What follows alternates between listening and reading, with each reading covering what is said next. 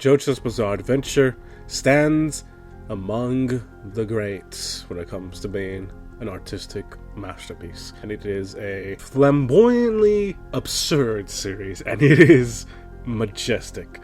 It is a series filled with some amazing characters, brilliant fight scenes, and just absolutely beautiful philosophy and metaphysics when it comes to Roki's own personal philosophy and ideas of fate, gravity, time, and space. Dio Brando. Let's talk about him. Everyone's favorite narcissist with a victim complex. Phantom Blood obviously refers to the legacy of, well, everything that occurred here.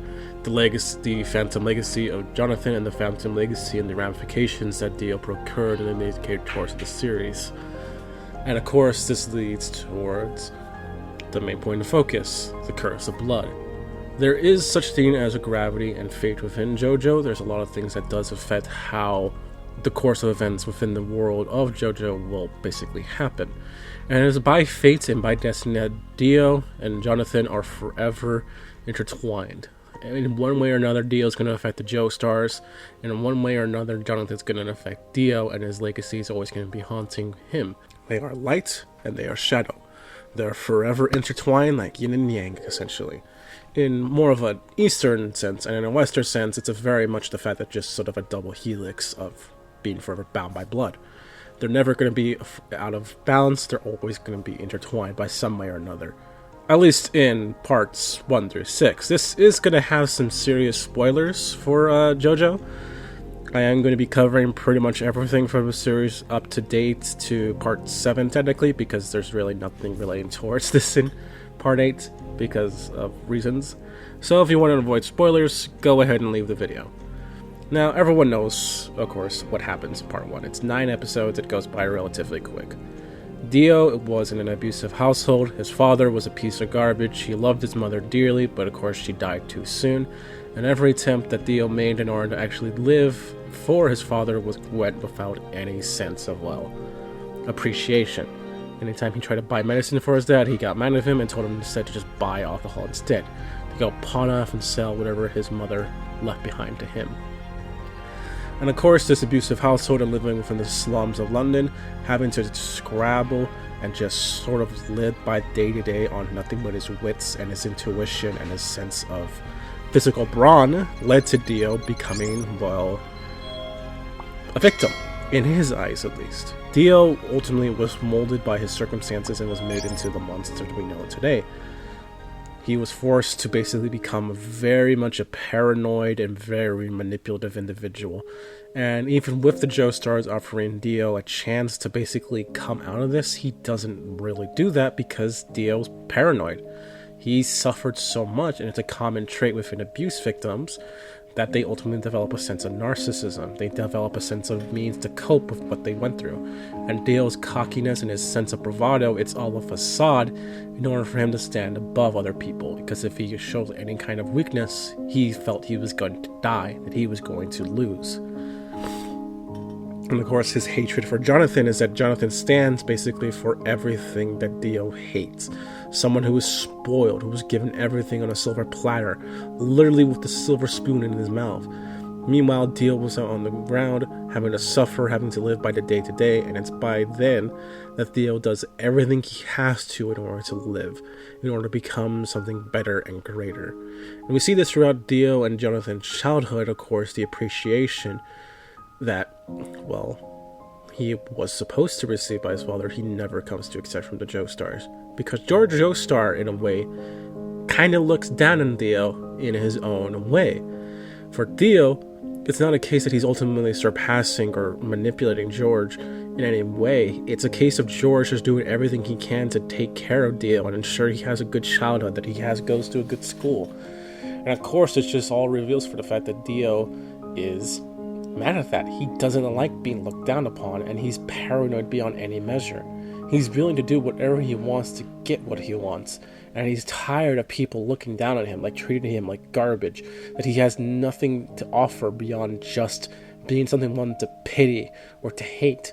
And we see Dio afterwards, when he gets his plan exploded, that he gets drunk, that he's terrified of the fact that his father's own alcoholism and pain and agony is inside of him. that his sense of evil is lingering through his veins. Dio knows what he supposedly is. And it's by then once we get into the ultimate big confrontation between Speedwagon and Dio himself that the facade completely breaks. When Dio gets confronted by Jonathan and is beaten down, it breaks. And when Speedwagon calls him out, he also breaks. And instead embraces what he believes he always was. A monster. And of course that's what the Phantom, of course, the Stone Mask represents. He's becoming a monster, a monstrosity that stands above the epoch of humanity, and he attains a sense of peace of mind like no other. But of course he has to conquer everything, he has to rule everything, because inherently Dio is just a sad, disturbed, and broken child who never wants to suffer again like he did as a kid. That's all Dio wants, and that's all he becomes in part 1. He's inherently childish, narcissistic, someone who just views himself as a victim, and only whose strive for power is inherently built on the need to never ever become weak again. But of course another facet comes in, and there's a certain level of, well, respect Dio develops for Jonathan. Dio's love and respect and admiration for Jonathan, someone he views as above humanity, who stands as a god, because, you know, Jonathan he's literally a jacked Herculean, just Sigma Chad. He's so unbelievably built and muscular and just super uber just macho. He's the ideal aspect of not only what a man should be, but he's the ideal by which all Joestars are built upon. Jonathan can be called boring as much as people want, but his nobility, his chivalry, his gentlemanly aura is all built into the Joestars. They all have hearts of gold, even if they become more and more flawed as we go along in the series. And it's because of Jonathan's unwavering soul and majesty that Dio really just becomes in all of him. And that's why Dio wanted to take his body, because he truly did love and respect Jonathan in his own way. He never lost his spirit. He never sunk into the darkness Dio did, and he respects that. And it's why Dio is so utterly shocked when, of course, Jonathan dies, and he just isn't able to just comprehend that.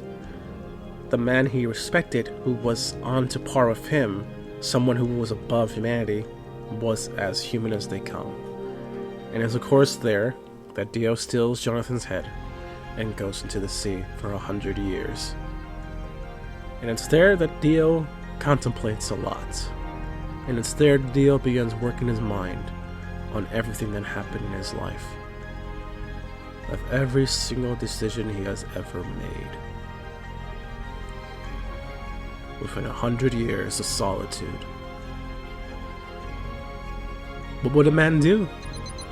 Deep in the sea, with nothing but his thoughts and the memories of the past surrounding him.